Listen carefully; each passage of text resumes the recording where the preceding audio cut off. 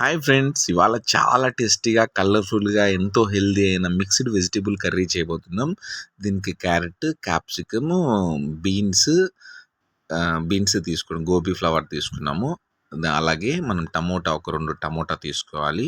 బిర్యానీ ఆకు, కొంచెం పచ్చిమిరపకాయి కట్ చేసి పెట్టుకోవాలి. కొంచెం కరివేపాకు వేసుకొని, అలాగే మనం కొంచెం ఆయిల్ వేసుకొని ఇవన్నీ కూడా మనం తర్వాత వేసుకున్నాం అన్నమాట. కొంచెం ఆనియన్ ఒక 2 ఆనియన్స్ వేసుకొని బాగా మగ్గేంత వరకు అలా వేయించిన తర్వాత ఆల్రెడీ మిక్సీ చేసుకున్న టమోటా గ్రేవీ వేసేసి, కొంచెం ధనియాల పొడి, గరం మసాలా, వట్టిమిరపకాయల పొడి, కొంచెం